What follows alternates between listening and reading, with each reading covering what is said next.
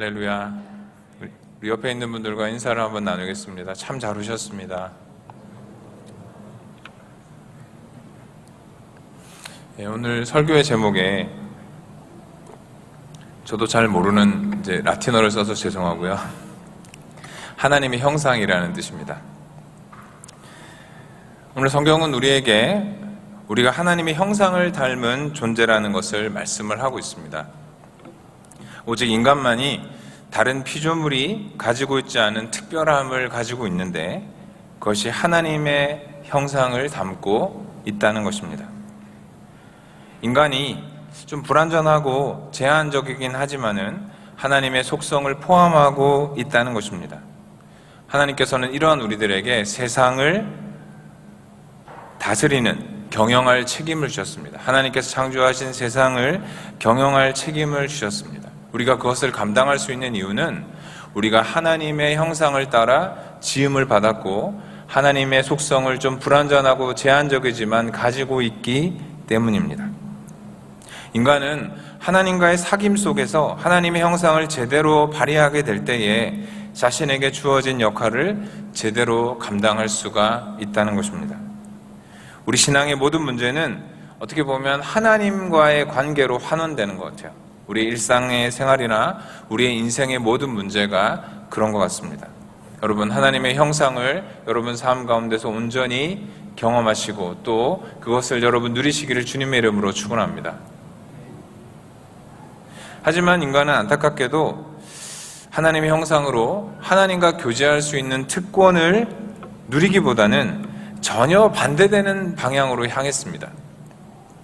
하나님과의 관계가 죄로 인해서 깨어졌습니다. 오늘 설교의 제목처럼 우리들이, 인간이 진짜 하나님의 형상이거든요. 그런데 가짜 신의 형상인 우상을 만들고 섬겼다는 것입니다.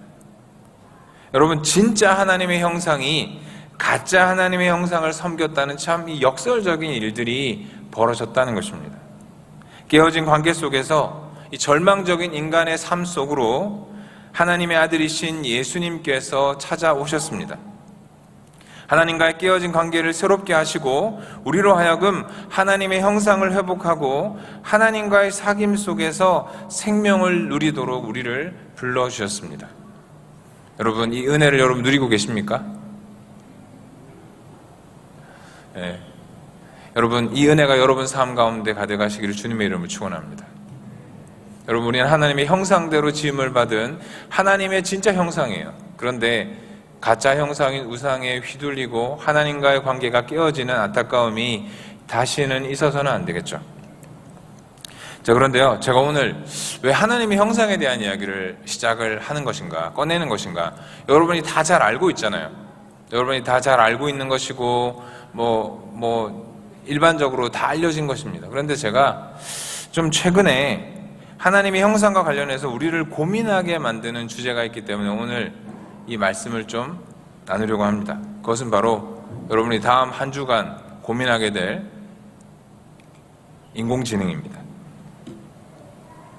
여러분, 공상과학 영화 등을 보면은 인공지능이 발달해서 급기야 인간을 지배하는 그런 이야기가 벌어지기도 합니다. 하나님의 형상으로 창조된 인간이 인간의 기술 개발로 만들어진 인공지능에 의해서 지배를 당하는 일이 발생할 수 있다는 것이죠. 그러니까 인간이 만든 것이 하나님이 만드신 것을 지배하는 역설적인 상황이 벌어질 수 있다. 이런 이야기를 하는 사람들도 있습니다. 하나님의 형상이 파괴되고 손상되는 것을 우리는 가장 슬퍼하고 또 막아야 할 것입니다. 물론 많은 분들은요, 인간이 결코 지배받지 않을 것이라고 이야기합니다. 인간은 선택적이고 비판적으로 인공지능의 정보를 받아들이고 그것을 통해서 우리한테 유용하게 쓴다는 것이죠. 예를 들면 여러분, 내비게이션 운전하시는 분들 많이 쓰잖아요. 전혀 모르는 길을 갈 때 여러분 어때요? 전적으로 그분을 의지해야 됩니다. 그렇죠? 예. 좀 이상해요. 이 길이 맞나 긴가민가 하지만 전혀 모르는 길을 갈 때는 우리가 따라가지만 여러분, 좀 아는 길을 갈 때 어떠세요? 좀 어느 정도는 알지만 혹시 몰라서 내비게이션을 켜고 여러분 운전하고 있다면 어떻게 되는 줄 아세요? 기계대로 가지 않거든요. 자기가 판단합니다.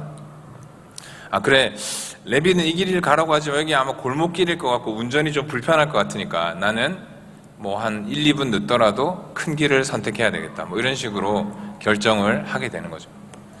저는 이제 부산이 고향인데요. 저는 감사하게도 부산에서 2번 근무했습니다. 항만단하고 53사단에 근무를 했었는데, 저는 부산에서 이제 어디 갈 때 내비를 치긴 킵니다. 그런데 저는 딱 가다가 내비는 직진하라 그러지만 내 고등학교 때 추억이 담겨있는 그곳을 들렀다 가야 되겠다, 차로라도. 그래서 이제 좌회전합니다. 뭐 그런 식으로 자기가 선택을 하는 것이죠. 여러분, 인공지능의 도움은 받지만 최종적으로 자신의 판단으로 결정하려는 것이 인간의 본성이죠. 하지만 인공지능의 어두운 미래를 이야기하는 사람도 있습니다. 여러분, 제일 왼쪽 사진에 보면 약 인공지능, 강 인공지능, 초 인공지능 이런 이야기가 있는데, 아마 이번 주에 여러분 뭐 많이 들으실 거고 배우실 겁니다. 뭐 설교에서 이런 설명까지 할 필요 없을 것 같고. 자, 우리가 이해할 수 없는 차원의 지능 수준을 가진, 그러니까 초인공지능의 시대가 되면 더 이상 인간은 그 인공지능에 개입하거나 인공지능을 검증하거나 통제할 수 없는 상황이 벌어지게 될 것이다. 그것을 걱정하는 사람들이 있습니다. 여러분, 매트릭스라고 하는 유명한 영화가 있는데요. 중간에 있는 사진과 관련됐어요. 이게 뭔지 아세요? 너무 오래된 영화라 제가 옛날에 이 영화 한참 처음 나왔을 때는 설교 시간에 매트릭스 하면 교인들이 다 알았는데, 지금 매트릭스 하면 그게 뭐예요? 이렇게 나오니까 이게 무슨 장면이냐면, 인간이 지금 기계의 에너지원으로 쓰이는 모습이에요.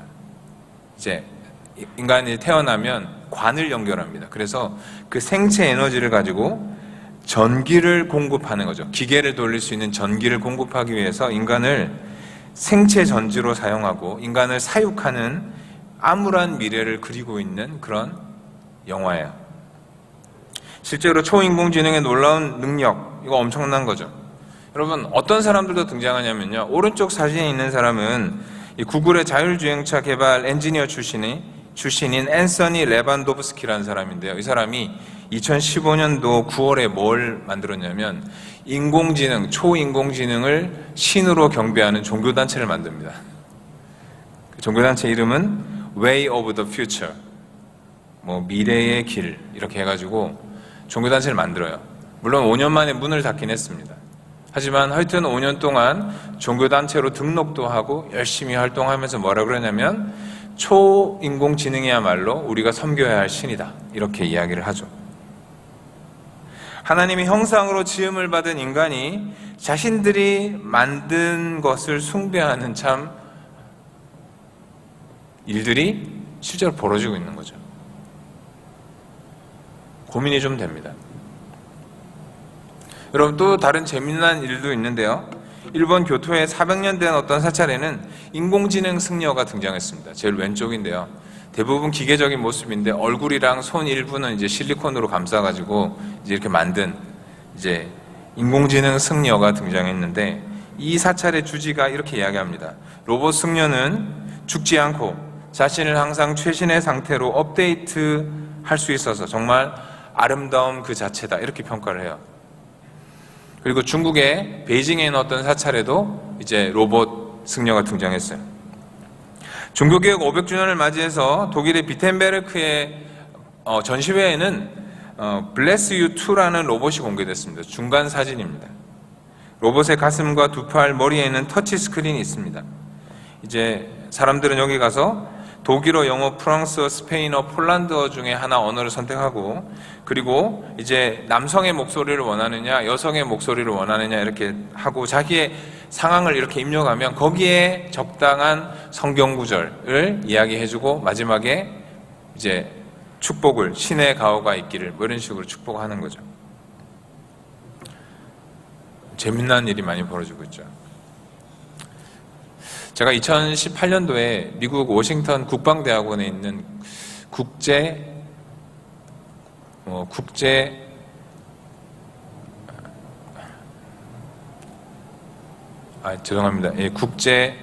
그러니까 International Military Ethics Symposium, 그러니까 국제 군사 윤리 심포지움에 참석을 한 적이 있는데요. 그때 어떤 영국 대령 목사님이 이렇게 나와서 강의를 하시다가 중간에 이제 인공지능으로 기도를 이렇게 시연하는 걸 보여줬어요. 그래서 이제 뭐 이런 상황들을 입력하니까 이제 인공지능에서 기도가 나옵니다. 굉장히 아름다운 여성의 목소리였어요. 듣는 것만으로도 마음이 차분해지는. 그러면서 이제 기도를 하는 거죠.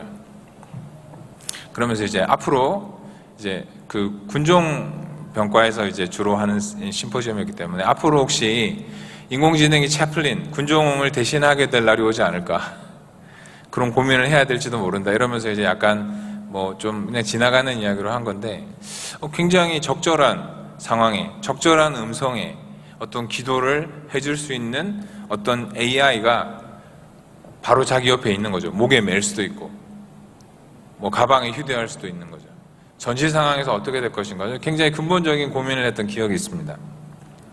여러분 한번 생각해 보세요. 인공지능은요, 사람들의 상황과 형편 혹은 기호에 맞는 설교문이나 기도문을 찾아낼 수 있습니다. 저는 장로교인이고 신앙적 색깔은 조금 진보적이고 그리고 영적인 걸 추구합니다. 이렇게 하면 거기에 맞는 설교문이나 기도문을 찾아줄 수 있겠죠. 엄청 방대한 데이터베이스에서 검색해가지고 이 사람에게 제일 잘 맞는 설교문은 이거고 기도문은 이거다 이렇게 찾아줄 수도 있겠죠.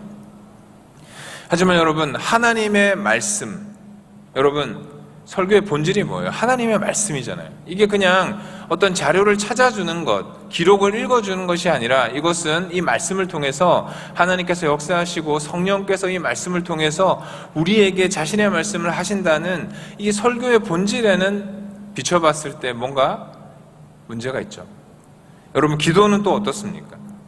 여러분, 기도의 본질이 뭐예요? 어떤 주문인가요? 특정한 주문을 그냥 외우게만 하면 이루어지는 어떤 주문인가요? 그게 아니잖아요. 기도는 하나님과의 영적인 만남이고 하나님과의 대화라는 측면에서 봤을 때, 그런 본질적인 고민을 해봤을 때 우리는 답을 할 수 있습니다.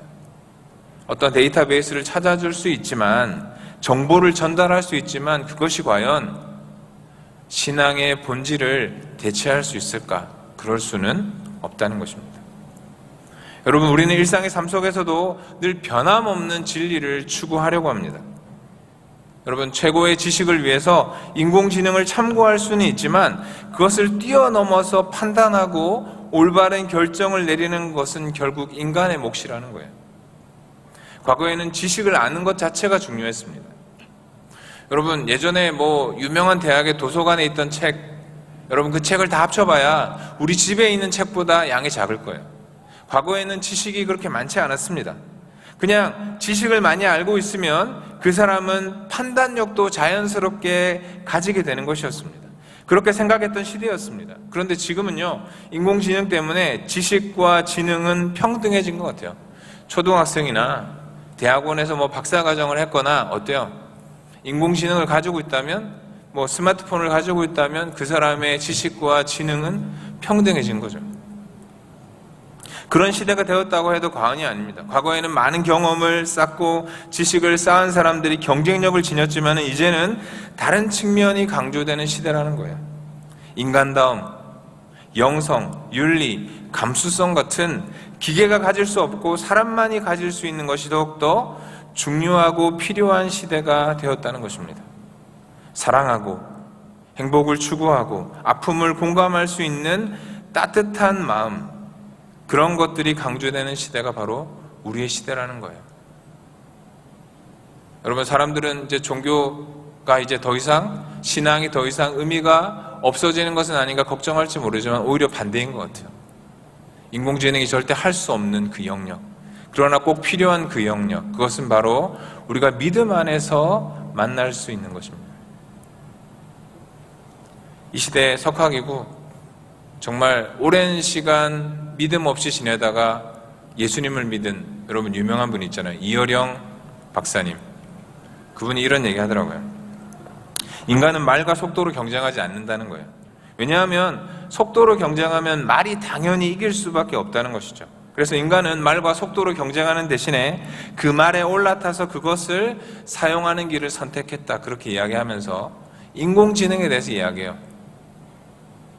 우리가 인공지능과 지식으로 경쟁해서는 이길 방법이 없다는 것입니다. 대신 인공지능이라고 하는 그 말에 올라타야 한다는 거예요. 저는 그분의 그 말씀에 전적으로 동의하면서 어떤 인사이트를 얻었어요. 그렇지. 그리고 뭐라고 이야기하냐면 이것을 제대로 컨트롤하기 위해서 준비해야 한다고 이야기합니다. 그럼 저는 영화 되게 좋아합니다. 제가 대학 때 봤던 영화 중에 가장 기억에 남는 영화가 오른쪽 그 포스터가 있는 브레이드 러너라고 하는 해리슨 포드가 엄청 젊은 한 20대인가 그때 찍은 영화예요. 이 영화는 어떤 내용이냐면 이제 미래에 대한 이야기인데 유전학적으로 만들어진 사이보그, 레플리칸트라고 하는 유전학적으로 만들어진 사이보그에 대한 이야기인데 이 사이보그는 인간하고 똑같습니다.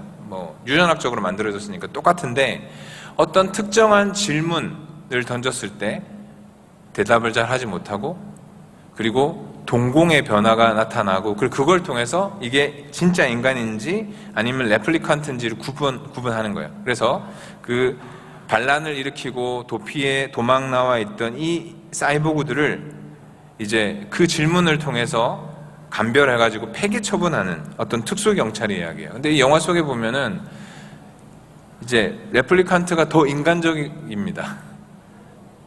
인간보다. 그래서 인간다움이란 과연 무엇인가 이런 질문을 던진 영화예요. 기계가 더 인간적이라면 과연 인간을 인간으로 만드는 것은 무엇인가 이런 고민을 하는 겁니다.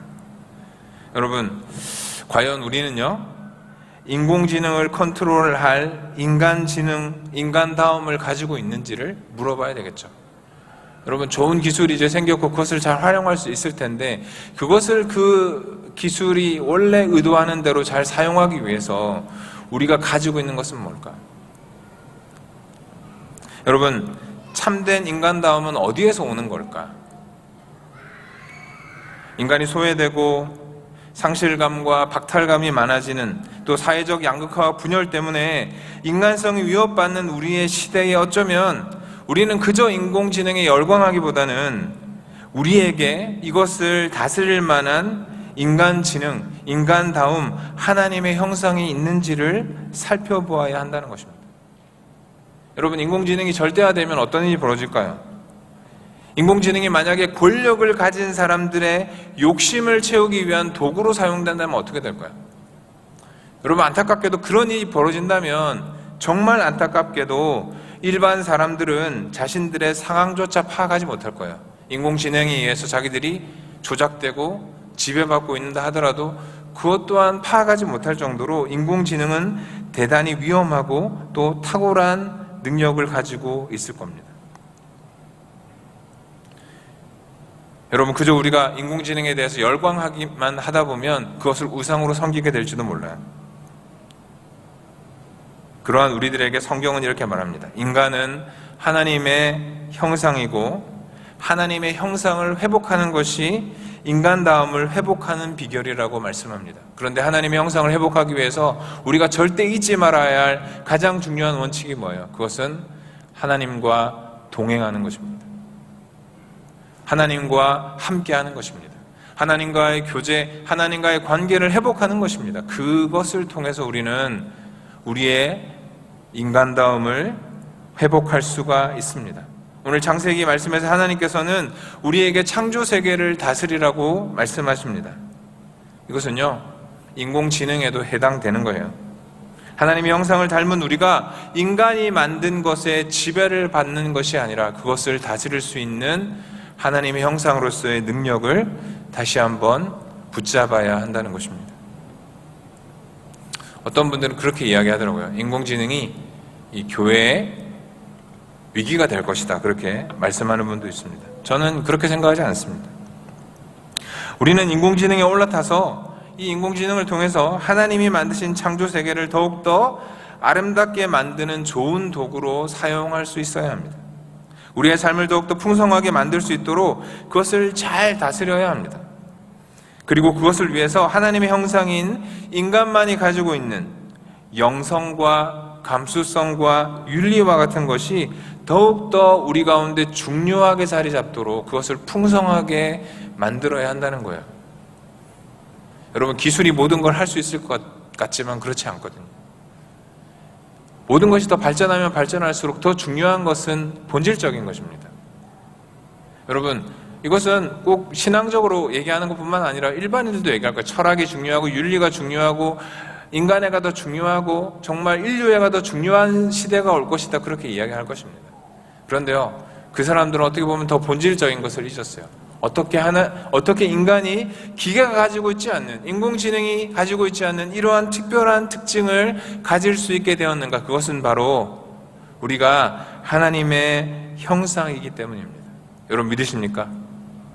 우리가 하나님의 형상이기 때문에 인간만이 가지고 있는 것이 있습니다. 여러분, 이번 한 주간 우리 생도들은요, 카이 위크라고 하는 이름으로 인공지능에 대해서 배우고 준비하는 시간들을 가질 겁니다. 여러분, 적극적으로 배우고 또 고민하시기를 주님의 이름으로 축원합니다. 여러분, 열심히 하세요. 그냥 군사학기를 앞두고 쉬어가는 시간이라고 생각하지 말고, 이 시대의 변화잖아요. 어쩔 수 없는 거예요. 우리가 받아들일 수밖에 없는 엄청난 시대적인 흐름입니다. 그것에 대해서 여러분 배울 수 있는 시간, 여러분 열심히 적극적으로 배우십시오. 하지만 거기에 멈추지 말고 더 본질적인 고민을 했으면 좋겠어요. 본질적인 신앙적인 고민을 함께하는 시간이 됐으면 좋겠어요.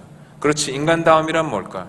그것을 잘 다스리기 위해서 하나님의 형상인 내가 인간이 만든 것에 지배당하지 않고 그것에 그 말 위에 잘 올라탈 수 있는 방법은 뭘까? 그런 것들을 진지하게 고민하는 한 주간이 되었으면 좋겠어요. 여러분, 정말 감사하게도 이번 주간에 구국성회가 있습니다. 수요일부터 금요일까지. 여러분이 타야 될 말도 열심히 배우고 익히는 한 주가 되면 좋겠고, 그뿐만 아니라 그 말에 어떻게 탈 것인가, 말에 올라타기 위해서 갖춰야 될 영적인 준비가 무엇일까, 여러분 그것들을 함께 고민하고 그것을 통해서 하나님이 주시는 놀라운 은혜를 누리는 우리 공동체 되기를 주님의 이름으로 간절히 축원합니다. 여러분, 생도들뿐만 아니라 우리 신우들도, 우리 집사님들도 많이 오세요. 오셔서 정말 육해공군 해병대 모든 교회가, 원래는 우리가 파주 오산리에 가서 1년에 한 번 이렇게 예배 드렸거든요. 15,000명, 20,000명씩 모여서 드렸던 그 집회가 코로나 때문에 할 수가 없어서 이번에 온라인으로 합니다. 여러분 많이 참석해 주시고, 저녁 시간에 좀 피곤하고 힘들 수 있지만 이 시간에 좀 나와서 여러분 정말 은혜 받고 결단하고, 오전에는 여러분이 타야 될 인공지능이라는 말을 열심히 탐구하고 연구하고, 저녁에는 그것을 잘 컨트롤하기에 필요한 영적인 것들을 준비하고 훈련하는 사랑하는 모든 성도들 되시기를 주님의 이름으로 간절히 축원합니다. 기도하겠습니다. 아버지 하나님, 감사합니다. 우리의 삶을 되돌아봅니다. 하나님의 형상으로 지음받고 하나님과 교제할 수 있는 특별한 존재임에도 불구하고 하나님의 형상인 우리가 가짜 형상을 섬기며 그것들을 우리의 우상으로 삼았습니다. 주님, 용서하여 주시옵소서. 아무런 소망이 없는 우리에게 예수님이 찾아오셨고 예수님의 십자가로 말미암아 새로운 삶을 얻게 되었음을 고백합니다. 아버지 하나님, 하나님의 형상을 회복하며 하나님과 교제하고 하나님을 의지하며 나아가는 저희들 되게 하여 주시옵소서. 아버지 하나님, 인공지능의 시대가 이제 도래합니다. 무엇보다 더욱더 인간다움이 필요하고, 아버지 하나님, 그것을 잘 컨트롤할 인간만이 가질 수 있는 장점이 필요한 시대입니다. 이러한 시대에 우리가 더욱더 하나님의 형상을 바라보고 하나님과 교제함으로 인간다움을 회복할 수 있는 우리 모두가 되게 하여 주옵소서. 감사드립니다. 예수님의 이름으로 기도드리옵나이다. 아멘.